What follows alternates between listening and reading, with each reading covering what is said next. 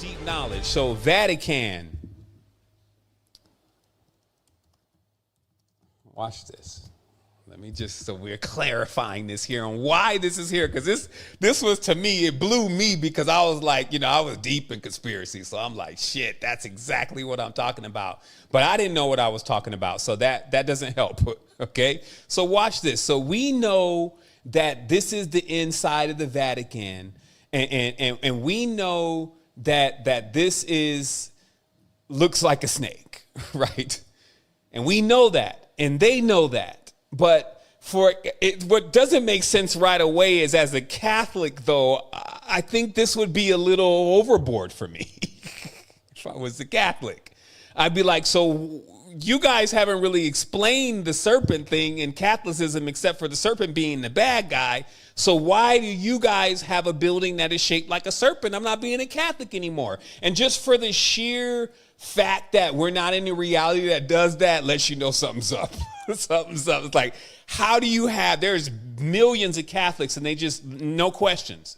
Okay. So that's rule number one is don't expect for other operatives in the matrix to give you signals to what's going on and what you should be doing, because the penetration of the control is that thick.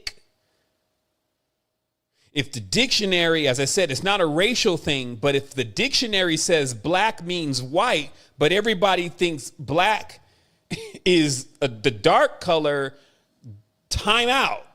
But the dictionary says blanco means this. So it's like, okay, how do we all just not come in agreement? So that's the first sign to you about like the zombieism and that kind of thing. That's the first sign to you, is that even the most obvious, most common sense things just blow by them. So also you can kind of gauge how many other things have people really been blowing by. And then right after a while, that's why I say, don't listen to people really. If they saying something about you, they don't even know about all this stuff, so they're not on point. So why should you be listening to them? That's just from me to you, because you'll go through that process where you'll start really caring what other people say about you. As long as you're in tune and you're on point, stay the course and don't let their noise and all that actually affect what's going on with you, because they're not catching the obvious.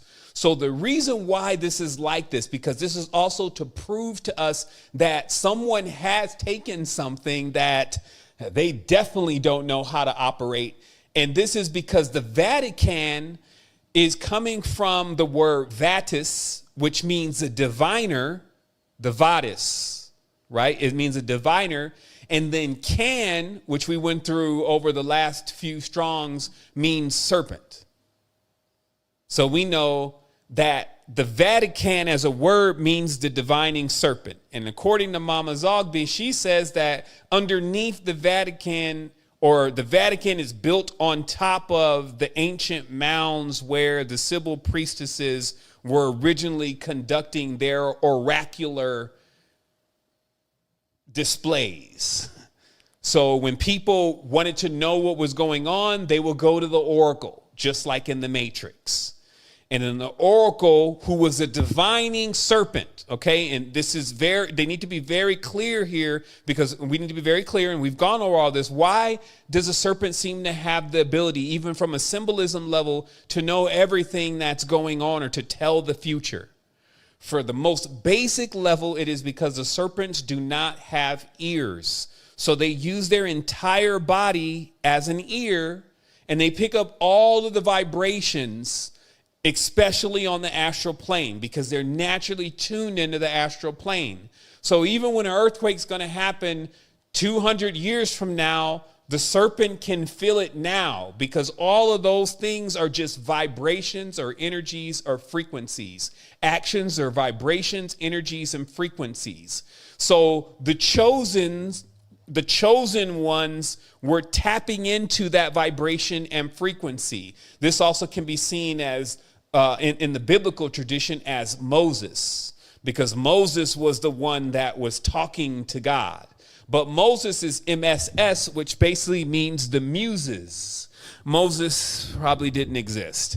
It was actually the muses or the sibyls or these females that had this connection with this divining serpent that could tell you things that would inspire you about the future. Or in every respect, those who were muses were inspired themselves with the energy and would pass that energy on to others. Okay, so just understanding the ancient settings.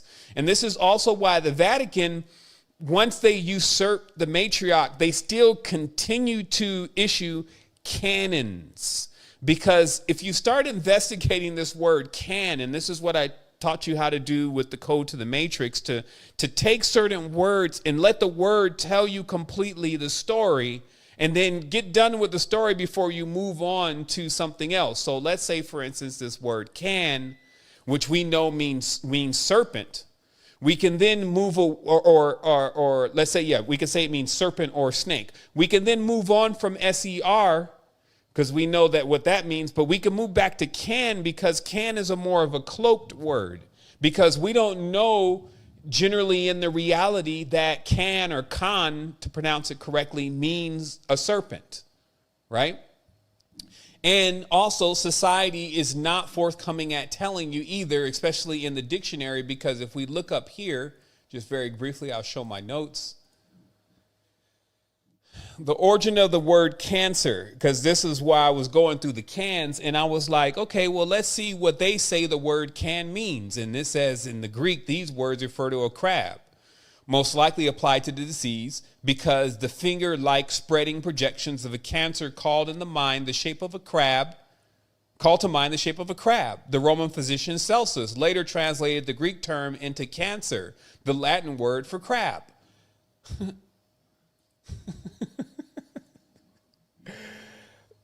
In so many words, they have no intentions of telling the truth. They know damn well the word can does not have anything to do with the word crab.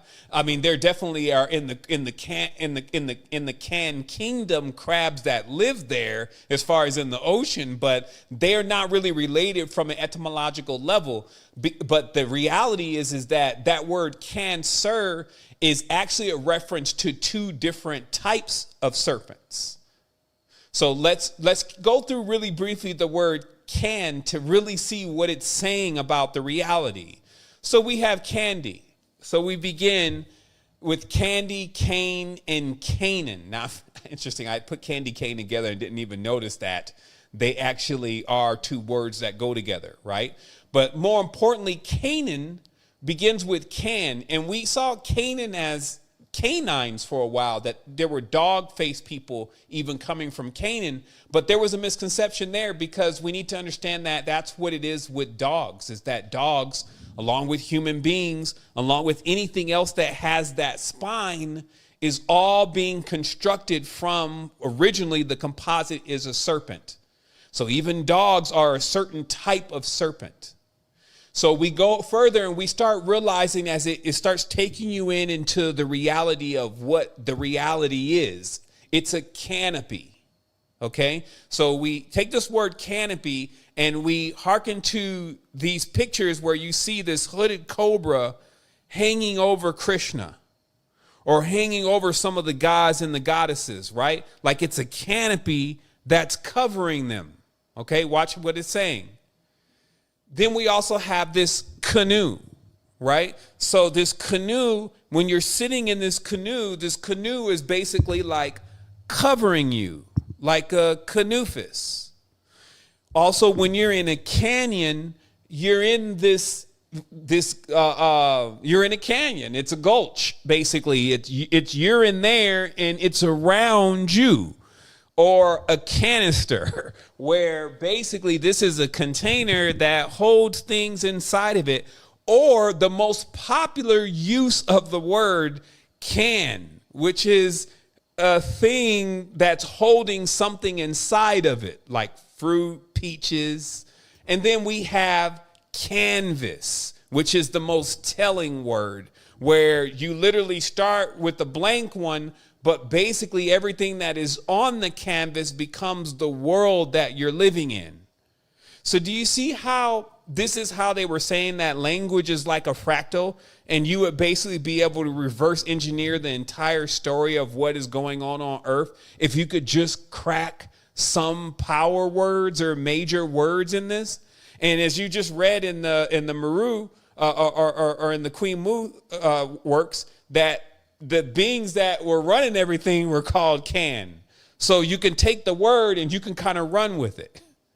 And then now let's look into the reality and say, could what we're actually in be a larger spirit? Because at the end of the day, it's easier to see it not just as a serpent, like we see a serpent running around in the reality, but actually the notion of a spirit itself, a large spirit, that as we realize that the word derma and dream were connected, and that the skin on the skin on us correspond to a serpent, that basically what you would be in is almost like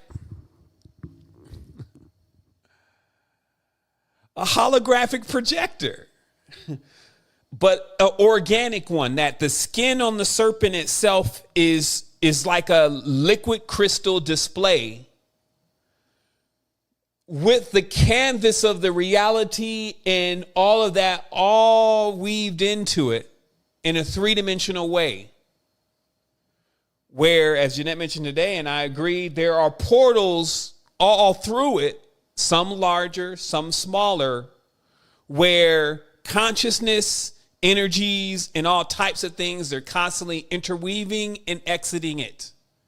And all this is going on around you.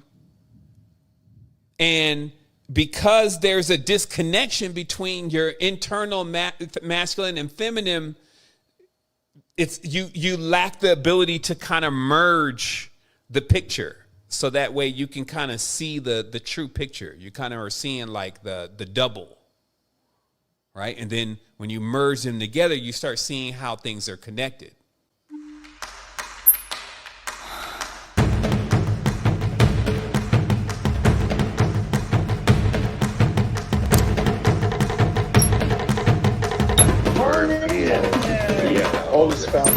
It's just, you see what I mean? So every moment you're teaching yourself. Thank you, Sevan, and everyone.